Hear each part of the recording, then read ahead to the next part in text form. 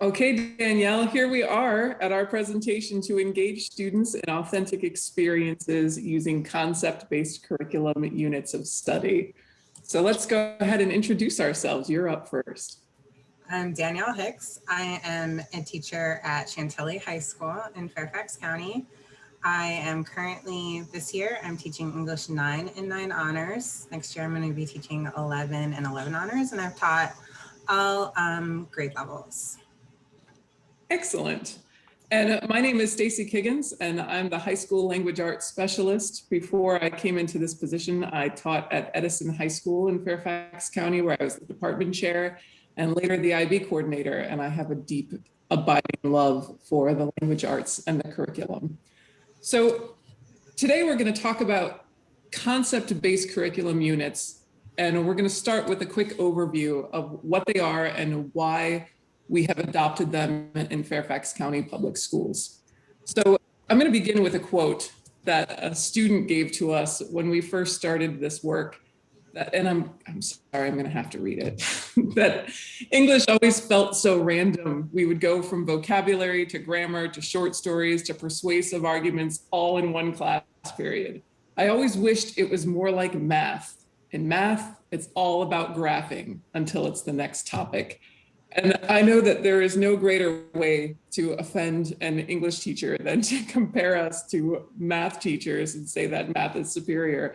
But this quote actually came from a student who loved English and loved to read. And despite having this frustration with the inconsistency in English class, was a self-proclaimed huge fan of English. So we kept this in mind as we were going forward with CBC units. And then also we kept this idea in mind as we were writing these units, which is that if you think about something carefully, you'll have to think about it again. Your memory is not a product of what you want to remember. It's a product of what you think about. Memory is the residue of thought. So we kept both of these ideas in mind, that English is random and that if you think about something a lot, you'll remember it, as we moved into this work with concept-based curriculum units. So with the concept-based curriculum units, what we have developed is a unit, a comprehensive study, where students are really able to dive into a theme, like through an entire unit. It has authentic content, it brings in skills, different texts, and also we're able to look at all levels of understanding and experience. So it can be used with self-contained, ESOL courses, and also up to AP and IB. Also, these concept-based curriculums allow for students to have choice and also teachers to have choice. They're very flexible. And as we're writing them, we think about the concept instead of a text. So we're really, really focused on the concept.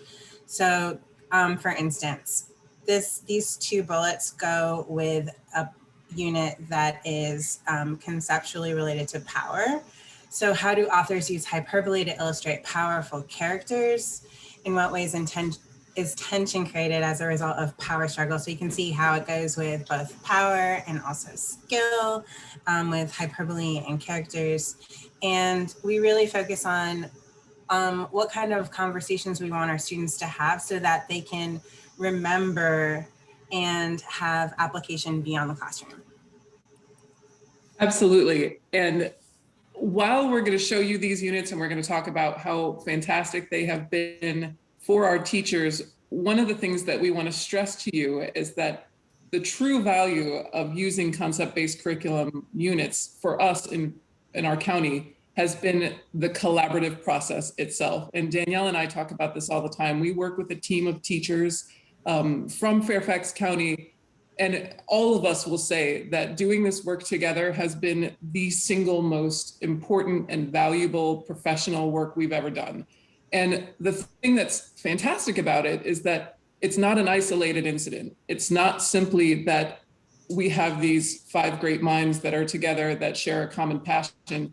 It is something that we have been able to recreate in schools across our district, with teachers that are a little bit more hesitant to teachers that are ready to jump right in from functioning teams to dysfunctional teams. So using this as a map for creating materials in the English classroom has been exceptionally transformative in our school.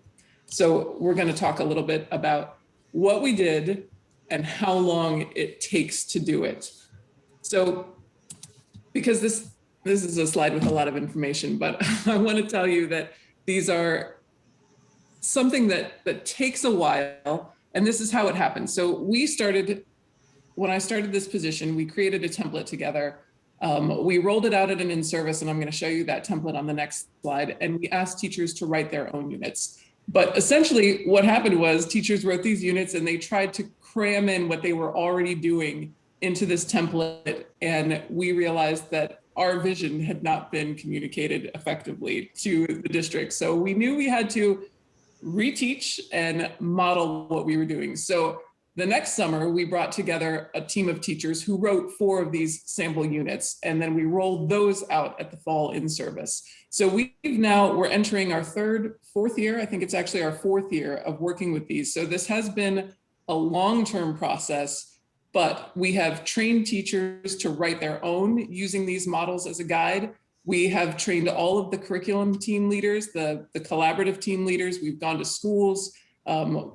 When we shut down, we had to write a virtual unit called the Reflections unit. And then we wrote another one when we were continuing to be virtual in the fall called the Why Stories Matter unit, which is the one we'll look at later in this presentation.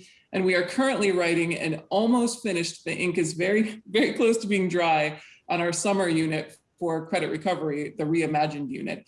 So this is what the unit planner looks like. And we have it a little bit more tailored to Fairfax County, but this is actually in your session guide or in the folder for VDOE. You'll be able to reference this. We took away some of the things that are specific to Fairfax County.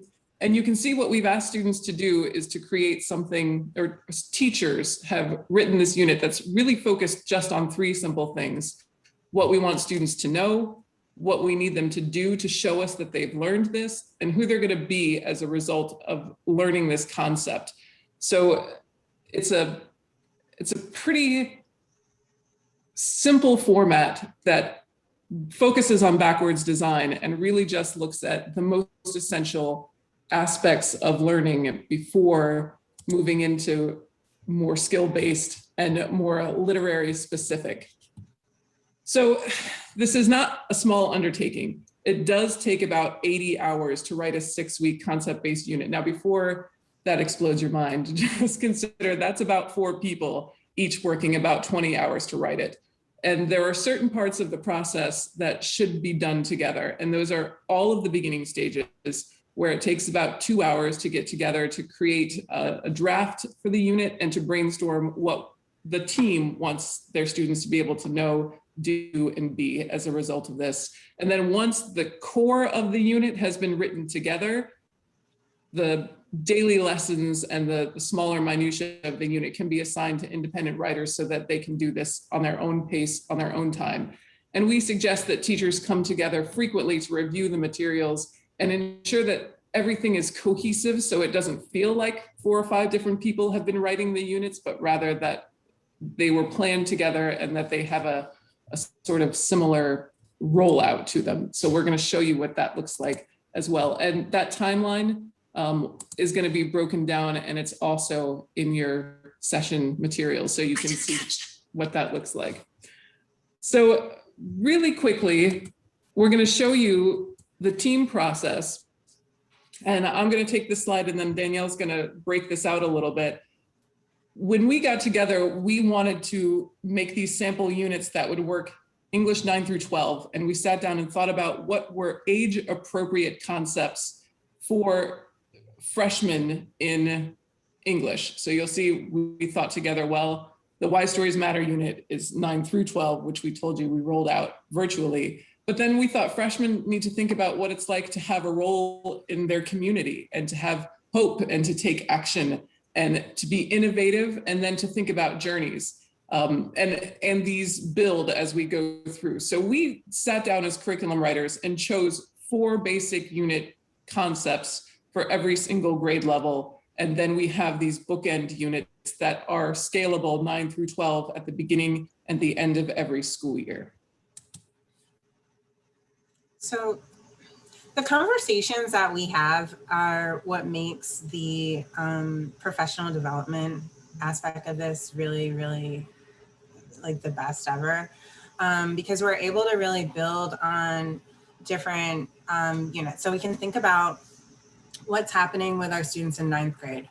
Okay, cool. How can we then add to that conversation in 10th grade and build on that 11th grade and build on that on 12th grade so that students are really having an experience through their whole time in high school. So not only does the English class during the year not feel random, as a whole experience through their high school career, they can say, okay, I've started in one place and I've ended in another. And this this is in just one concept progression, an example. So in 9th grade, they have a unit called with the concept role in the community. One of the unit questions is, why might a community want to bring about change? So that touches on power dynamics and influence when we're thinking about community and change. Then in 10th grade, they build on that. Who in the power unit, who has power? And that touches on consumerism when you think about power. So then in 11th grade, we have persuasion and consumerism as a concept. And they think about freedom and how that plays into consumerism. And then they bring that into 12th grade with maps and journals and how can they make their own path. So students really go on this journey, journey in the end, but they really go on this journey to build and progress through a concept. And what really is great about this is, although we have created this sample for high school language arts in our county, every single school is able to select their own concepts and tweak what we have created, because we realize that we're in a big county, but even if we weren't, not everybody wants to teach the same concepts. And what's important to one community might not be important to another community. Even what's important to one grade level might not be important to another grade level. So we do think that teachers can get together and decide, well, what are the important concepts for freshmen at our school to learn and to talk about, and create a similar experience so that no matter if a student is in self-contained English or if they're in AP or IB English, they're still talking about these same concepts because we know that these are relevant to kids in these grade levels.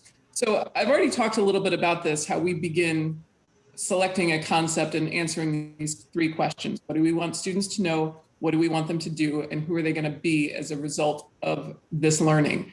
And then what happens is one of the most amazing things I've ever seen. So teachers will get together and say, okay, so in our school, we've noticed that our freshmen are obsessed with relationships. So we want to make a unit about relationships. And a lot of teachers will try to enter with a text right here. They'll try to say, okay, because I want to teach about relationships because I've got to use Romeo and Juliet. But we really try to counsel teachers away from starting with that. And we start asking them instead, well, what is it about relationships that's important for students to understand, which is where this no comes into. So they might say, well, we want students to understand that relationships are complex and that they need to participate in them in a responsible way, and that some, whatever it is that they think is important for freshmen to understand about relationships before they go racing into them, or what kind of friendships are we talking about? Friendships or relationships, romantic interests?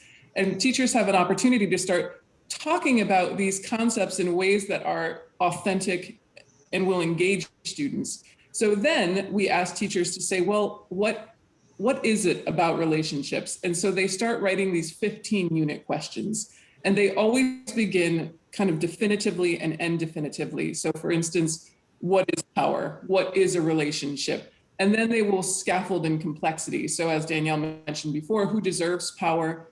What happens when power is abused? What happens when a relationship falls apart? These kinds of questions that we can explore through the text and through the unit.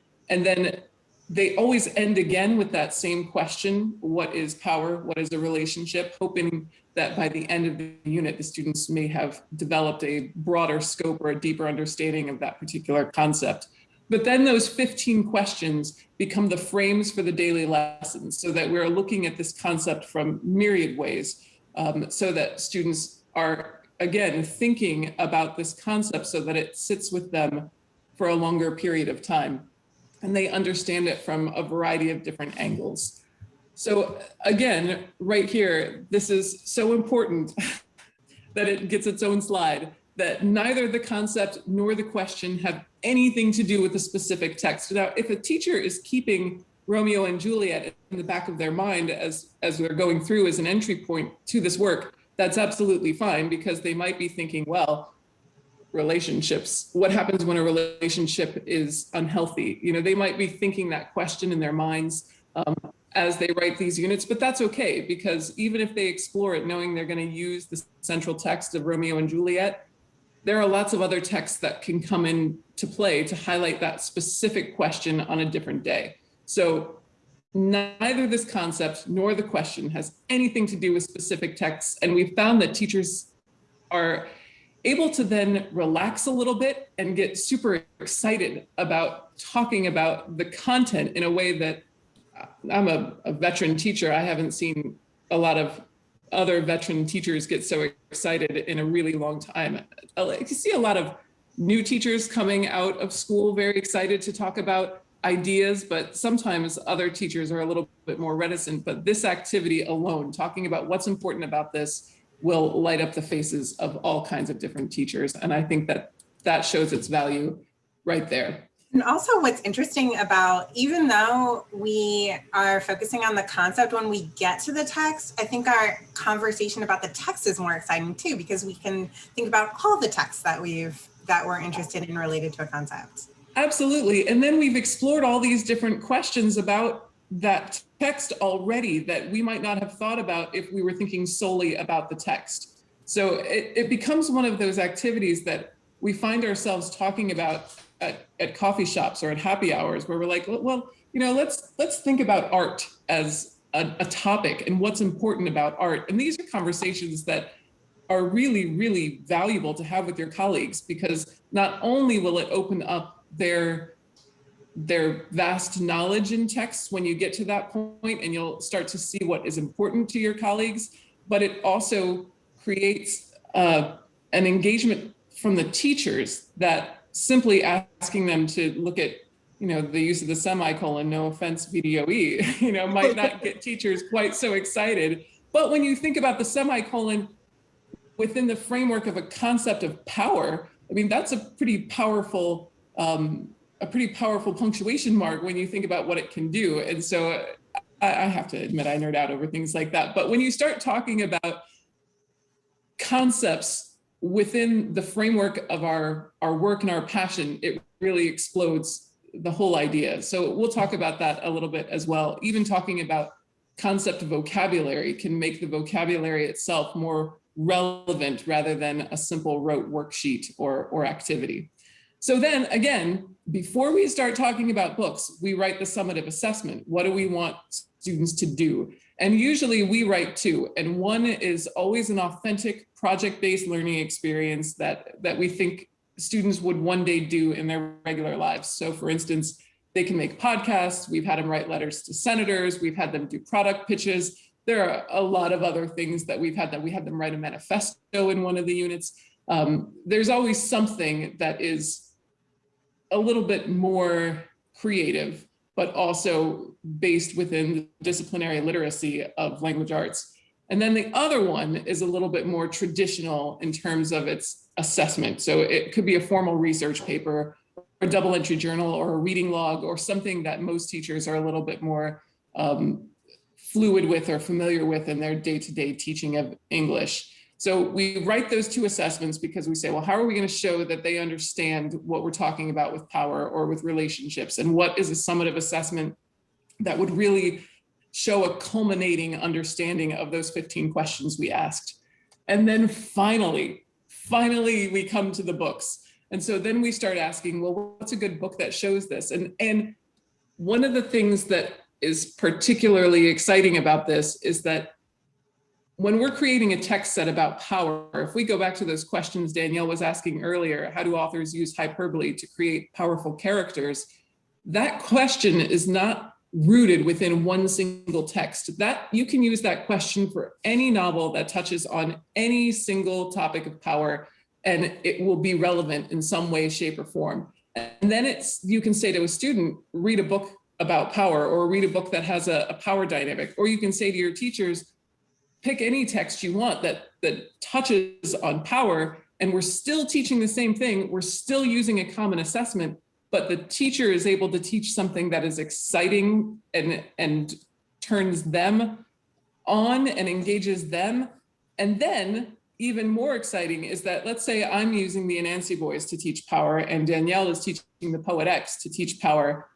I can go to her and say, I want to do a blind assessment of my students. Give me the passage in your text that can be taken out as a key passage that most shows an author using hyperbole to illustrate a powerful character. And I can give that to my students and be sure that they understand the concept, not simply within the text that I have been teaching, but that they understand it across multiple texts. And so we've tried really, really hard to focus on diverse, inclusive, and contemporary texts within our county. So all of the units that we are presenting are written by women, people of color, have LGBTQ characters.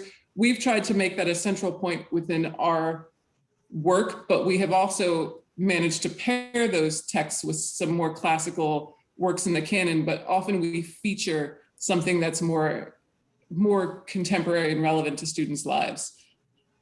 And then we have this central text so that the students can have a shared experience, and then we can build out a text set from those daily lessons that explore the different aspects that we've asked those questions about, so that by the end of this unit, students have read a vast array of fiction, nonfiction, poetry, stories, all kinds of different texts regarding this concept, rather than it being the short stories unit or the Poe unit or the Romeo and Juliet unit.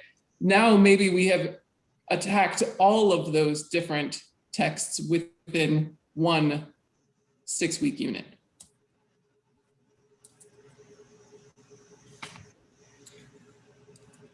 All right, so when we are designing the lessons themselves, we follow the engagement model. And there's an image of this on the right side. So starting with a broad opening, a short mini lesson, 20 minutes max, and then moving into stations with independent time.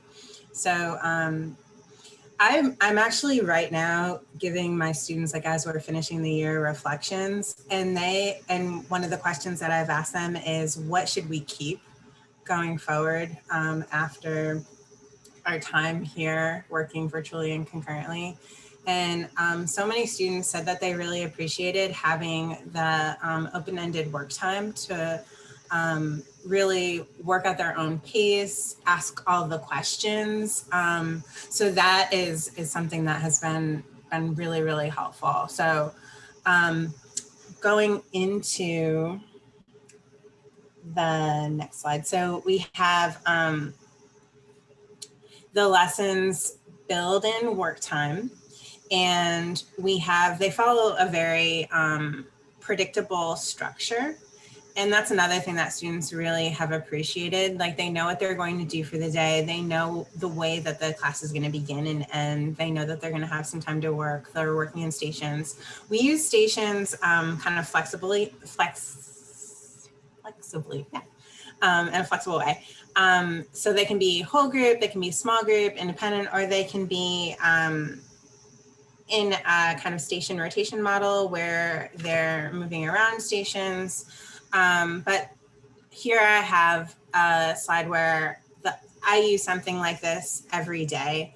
So it has the plan, here's what we're gonna do for a warm up, our whole class, and then a teacher-led collaborative and independent, but it could be something where it would just be we're moving all together in stations, but it follows that kind of model.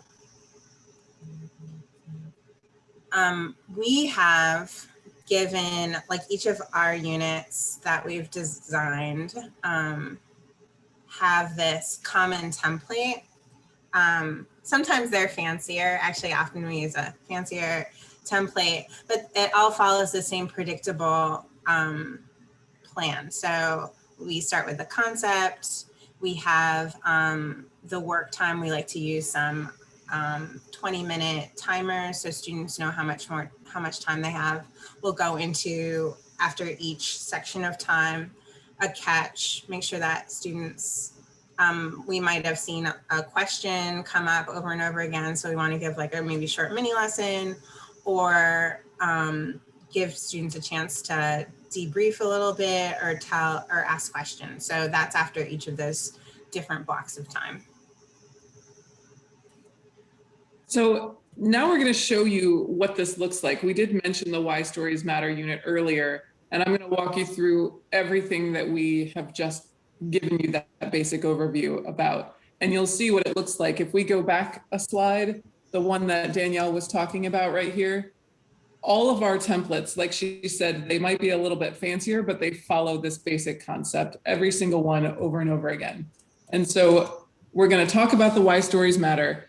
You'll see that this slide right here shows the unit planner filled out. So it's a one-page document that ends up becoming 2 or 3 once you put in all of your information. But you can see that for Why Stories Matter, we're focusing on this idea that students are going to be able to better communicate about literature. They're going to read for pleasure. We're also using this as a way to get students involved in our class and to care about it. So we've built into the unit a lot of community builders, because in our minds, this is the first unit of the year. So we're getting to know our kids. We're helping our teachers create positive environments with them. And we're going to talk about how stories foster empathy. And so we've written this unit encapsulation.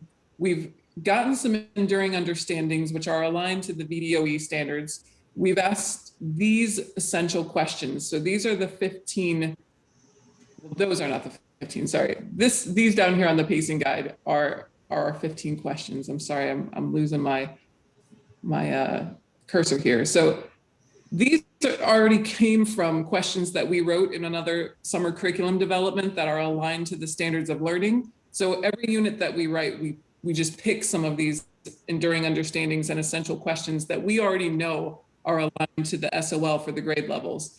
And then we have the questions that are underneath, like I have here for the Why Stories Matter under the pacing guide.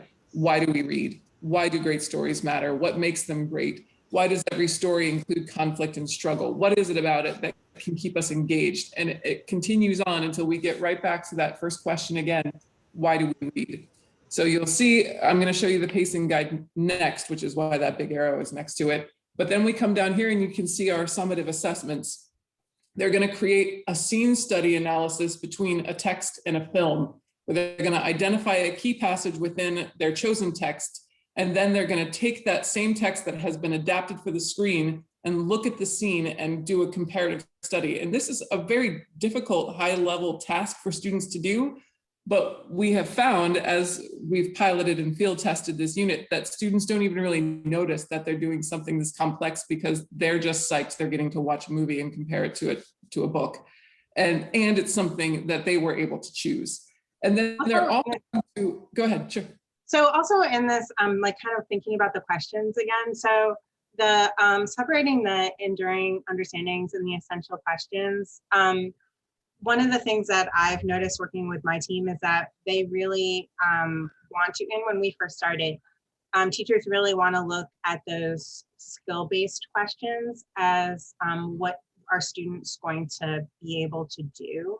And we also want them to be able to do those things related to the concept. So separating the pacing guide questions and having that just be about the concept and not having them be about the skill has been really helpful. And that's something that when we first started, I remember Stacy saying several times, like, okay, great, we're going to do that, but let's focus on the concept here as we're developing these pacing guide questions. Yes, because that's a really great point, Danielle. As we've gone through this, that's been one of the things that teachers are most nervous about letting go is, I can't just teach this concept because I've got to teach how an author's choice shapes a reader's perspective on a subject. You know, I've got to get to that skill. And so that's a really great point, that these essential questions separated from the pacing guide questions, they're still explaining to us, since we're working with reading literature, how an author's choice impacts the reader's interpretation. But it's also about this idea of the story itself and why it shapes a person and why we tell stories. And so these two things really go hand in hand very, very, very well. And so then you'll see the other thing they're going to do for this unit is to write and perform a short story of their own in the style of The Moth. And so we have them listen to a few Moth episodes. We try to make it as focused on student choice as possible, but like everything, we give them a list of things that they could read or that they could listen to, some particularly impactful stories, so that it's that paralyzing moment of walking into a store and having too many choices and not knowing what to pick. So we do have some of those built in as well. And you can see that we separate out the formative tasks from the summative tasks. And actually in the unit that we are writing for the summer, we've started creating a grading guidance document so that teachers don't get so overwhelmed by what is the most important thing to grade here. And am I assigning a grade for something that should be practiced? So we're trying to make sure that that information is visual and separated. And then I cut out the do or the be down here on this slide simply because this is what I was saying earlier. This is specific to some FCPS language down here, but essentially we do connect this later to how students will better be able to understand the world and be more compassionate and informed citizens as they go through understanding the stories of other people. But unfortunately, that's not on your slide. So then we make this pacing guide. And again, this is just one small section of the pacing guide, but you can see that we have cut out space in every single daily lesson to go through this mini lesson. And we've built out the work for teachers to keep it conceptual. So I'm going to show you just an overview of day 3, where this question is, why does every good story include conflict and struggle? So it talks about the great debate between characters and events, characterization or plot. What gets us to read? What's the difference? And you'll see on this pacing guide that we show the mini lesson, we show the group activity, then we build out these different stations so that students can work independently or with a teacher as we go through. So this is the overview of that slide deck. And you can see here, like the one that Danielle showed you before, that's in the session guide. It's the big concept, why stories matter.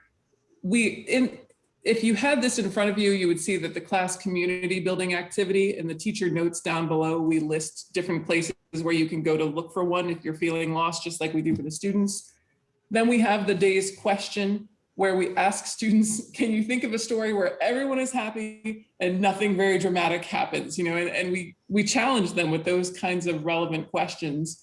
Then we ask them to vote. What makes a story better, the characters or the events? Then they're gonna write in, it could be a journal. Our county uses no red ink right now, so we have them do a quick write in there so that we're still getting those grammatical activities and skills in there, because no red ink will give them some feedback. And then we show them this very light-hearted short story, Hemingway's Baby Shoes, which will just cut your heart out. It's so terrifying. And we ask them to discuss there. Well, is it the plot or is it the characters? And in these 6 words, students have to identify that, though not explicitly stated, there are characters and there is an event, but they have to pull it out just from this word, these 6 words alone. So then we have them do the same thing. They're going to write their own story using only 6 words, and it should spark emotion, and it should have a plot, and it should have characters. And then we have them share it out in the chat, because again, this was a virtual unit, but this could be done in person in the same way. They could put it up on poster boards, they could write it down, they could be in small groups, just a lot of different ways. We have some quotation that we have them think about. Plot is no more than footprints left in the snow after your characters have run by on their way to incredible destinations. So we have to put quotes in. We're just English teachers. We can't help it. So then we talk about characters, because this is a nice segue into characterization. We have them watch this short little scene of Trolls, which has the character Branch. He's very angry. He's very paranoid. We have them list the characteristics that they notice in this short little clip. And then we show him at the end of the film where he has completely transformed. He is caring and compassionate, and he's brave, and he is helping other people when before he was running away from that obligation. And so we asked them, did you have to see the whole film to understand that this character has transformed and to understand what kind of, I would say man, but he's a troll, what kind of person he is as a result of whatever changes, whatever activities have happened within the text? So we revisit direct and indirect characterization. We talk about what they've learned about him. They talk about what they inferred versus what was explicitly stated. Then we go back again through. So is it the characters or the plot?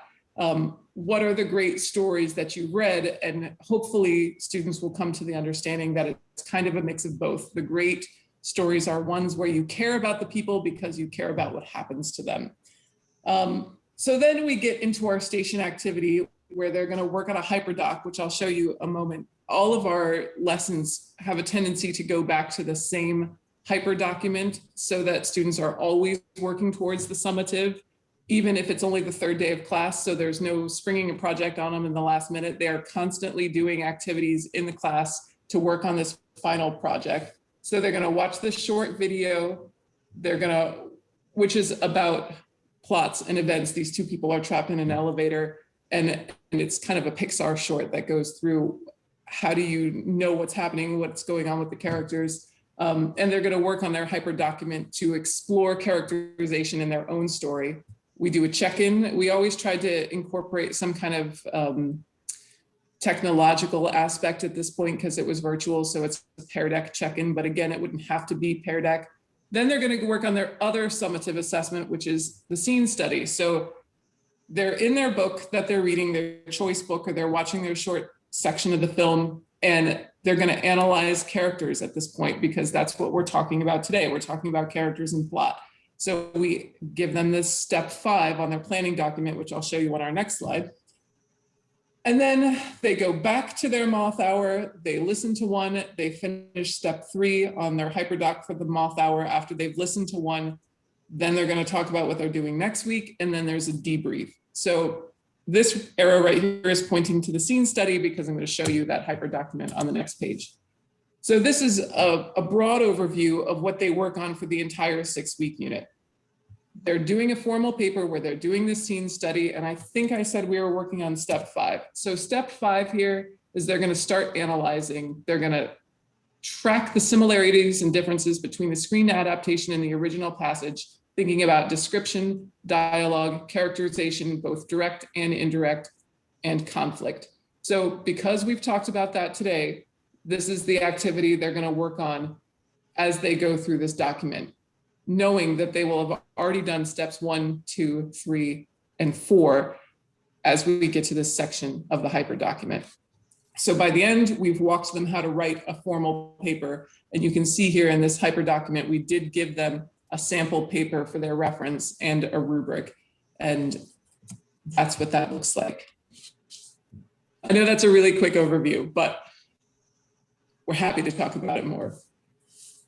Okay, so I, in my intro, said that this year I'm teaching 9 and 9 honors. I'm the team leader for 9th grade at Chantilly. So this is the kind of collaborative process that we've led at Chantilly. I'll talk a little bit more about that. So this gets its own slide because we still are talking about topics. So when we began the discussion by saying, how can we help students to understand these topics, these concepts through the year? So we had several that we wanted to touch on, and we made a map that was similar to the one that Stacy shared earlier for 9th grade. We were going to move them through these different ideas. So as we started talking, we were already saying, okay, we don't need to discuss that right now. We do want to touch on it, but we'll be able to develop it more later.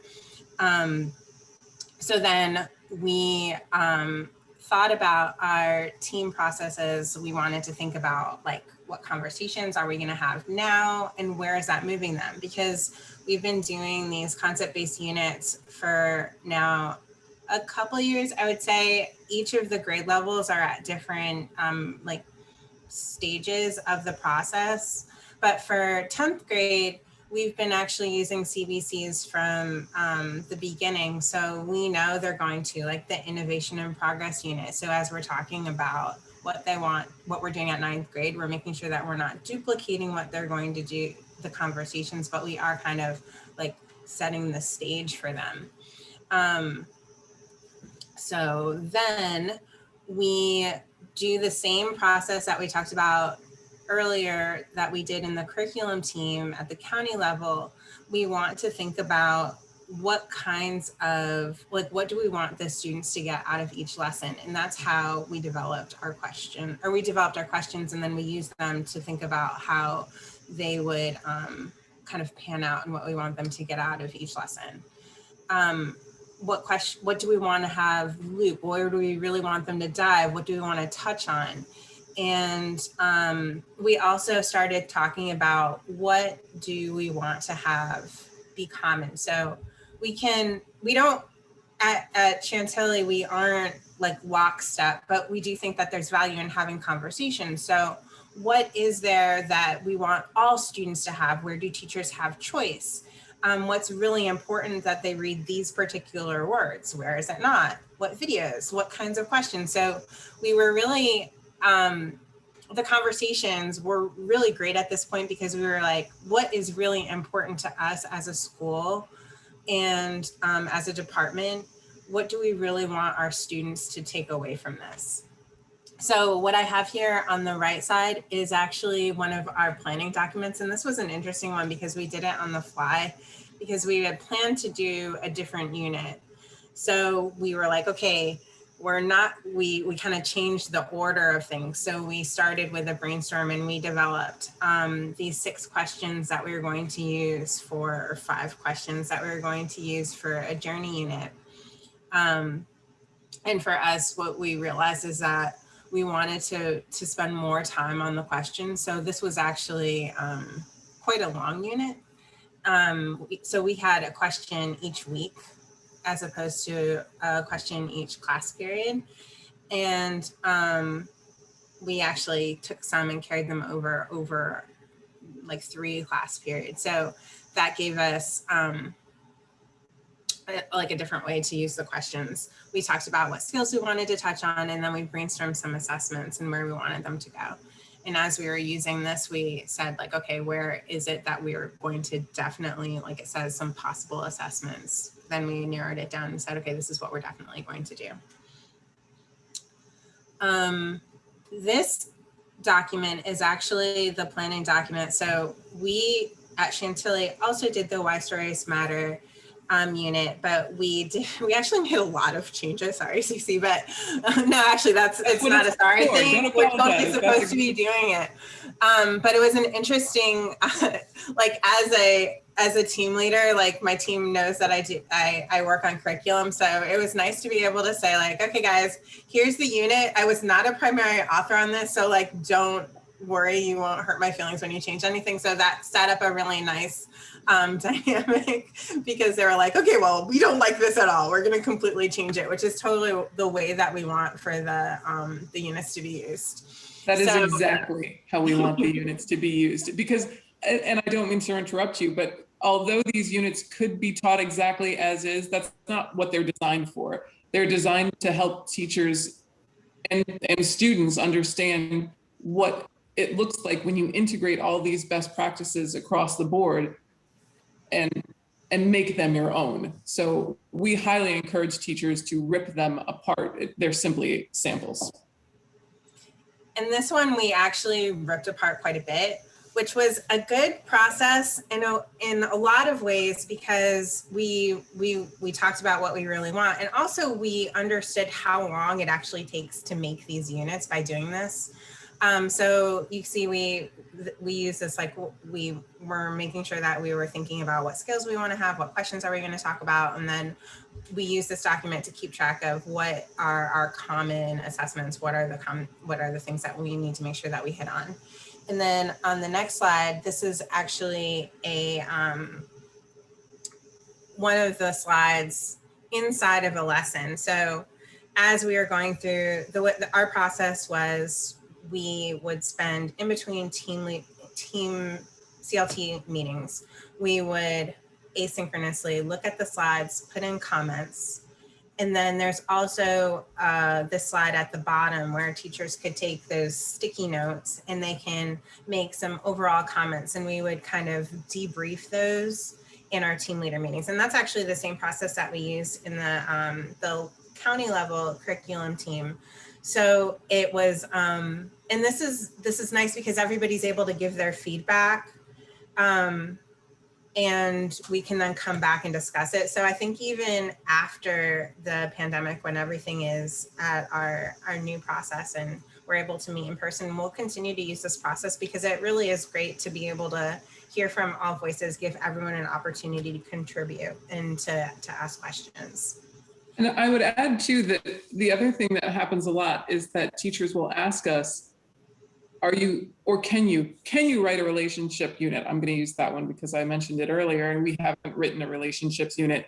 And they'll ask us, when's your team going to tackle relationships? And we'll say, well, we're not, but we'll come to you and help you write it. And so what they find then is that when they've got all these materials available to them, they might read the other units and say, well, I don't want to teach a unit about, the American identity. That's not my thing. But I am interested in identity. So they'll go into that unit and they'll pull out the questions that they think are relevant to what they're going to use and then completely just reframe it. But they've already got a place to start, which is sometimes I think we all know when there's a sample, plagiarism out the window, it just helps to take something that's already been done and reframe it, rethink it, and use it as a starting place so that those materials can be meaningful to your students and to your team.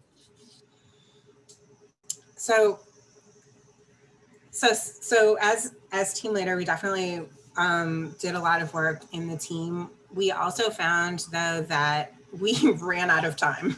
So because working in these concept-based ways does take a lot of time, but I cannot plan a different way now because this makes so much sense to me. So I'll talk a little bit about my own planning. And if you're a singleton or if you don't have a CLT that functions in this way, like what you might be able to do. So what I did was the same, like thinking about my year next year where we're going to be looking at the 11th grade curriculum and taking, making some new choices, going in a different direction than what we've done in the past. What concepts and unit questions do I want to have with my students? What kinds of questions do we want to have? I'm really thinking about diversity, like thinking about the text and the authors and the genres. We have this tool that is in your packet of information, the standards tracker, where you can just check off the different standards that you're using so you can look at the year and make sure that everything's covered. So just thinking about where those different standards are going to fall. It's been tremendously helpful. It's really helpful for their team too, because sometimes we'll look at the end of the year and be like, oh, turns out we didn't actually look at this and that's pretty important. So now we need to make sure that we address it in our last unit.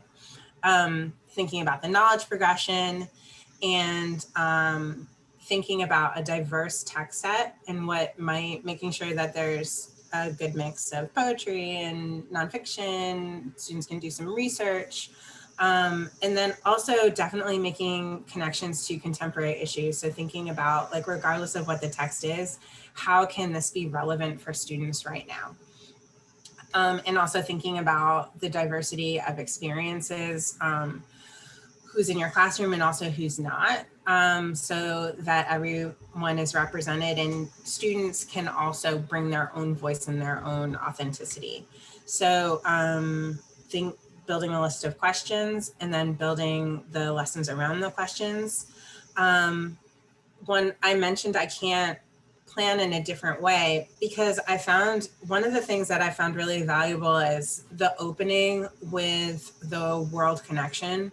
So I might use an image or a short poem or a video, but it's really something that it's almost like a trick for the students. Like, okay, let's talk about something that's like like we've talked about Lil Nas X, or we'll talk about like just something that's happening in the world. Here's a picture. What do you see?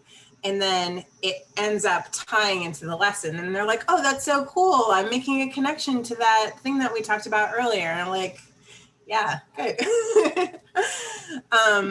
So what I also want to say is that there has in this process a ton of front loading, which is on the next slide. So this is actually my process, which is kind of ridiculous. I'm definitely a planner, so I know not everyone would do this, but I used one of the templates from Slides Carnival. I think using templates is really helpful for making this doable. So following the same opening and closing procedure. And then with this unit, I also made sure, I think one of the things that makes this process really good as a teacher is you take a lot of planning time up front. It's a lot of front loading, but then during the unit, you have a lot planned. Even if your students don't catch on to a skill in the same way that you expected, there's kind of room for that in a way, because you're focused on a lot of the conceptual discussion, that doesn't change. Or you might add something, but you can, it's something that stays, and you might change the scaffolding that comes in around it, but you have a lot of the unit planned regardless of what happens as far as skill. And also you have that same structure. So you're just like, okay, what am I going to do here? Like here, let me plop it into this structure that already exists. You already have the template. So you're just like, okay, let me take the slide. So the planning gets easier and easier the more that you go through the process. One thing. Yeah, go ahead. Oh, I was just going to say, one thing that I keep hearing you say is that there's a lot of material to get through, and it takes a lot of time, and that there's a lot of planning involved. And when we first started together as our curriculum writing team, we specifically overplanned. And you can't please everyone. Some people say, I get through this in 5 minutes and then I'm done. And then other people say, I can't possibly get all of this material in one time. And we figured that the second was a better problem to have, that there was too much rather than there not being enough. So we have deliberately put in tons and tons of material. But the thing that is the best about these units, in my opinion, for instance, our ESOL teachers, when we've got English for Ls, they have told us, well, we love the Why Stories Matter unit, and it's not taking 6 weeks. It's taking more like 10 or 12 weeks to get through it. But because it's not wedded to one single skill, it's not wedded to one single genre, it's not one particular unit about poetry, for instance, they're getting all of the different skills within this unit. It doesn't really matter if they don't get to 6 units in a year. If they just get to 2, because these 2 units are comprehensive in addressing all of the standards of learning for the VDOE, which we have been very careful to make sure that if it's not in at least one, if we've forgotten to put research into one of them, although we really don't, because they have to research in order to do almost everything that we've asked, we make sure we get to it in another unit. And there's no reason why you couldn't add a research component if you're finding yourself spending lots and lots of time on one particular unit, because like I said, it's not simply the reading unit. You are reading, writing, researching, using multimodal communication in every single unit that we've written, because when you plan conceptually, you can't really avoid that. So it doesn't seem to matter so much if you can't get to multiple units in a year. It allows teachers to really, really take their time. And a lot of teachers have said, I didn't realize that I could teach this way, that I could let the students do the bulk of the work. And it has really helped transform a lot of thinking. Yeah, and I found personally that it makes the spiraling of skills more like it happens naturally, but also methodically, if that makes sense. So in the same way as the concepts, when we think about how concepts are going to fit together, I found myself if there was something that I was really excited about, but I felt like I needed to move on to a different concept, I could pull something from earlier and still bring it in, or something that I had planned for earlier and still bring it in later, because it's just fitting with the concept in a different way, because I've already planned for everything to go together. Exactly. And I think that is a wrap for our presentation. So you are more than welcome to reach out to us.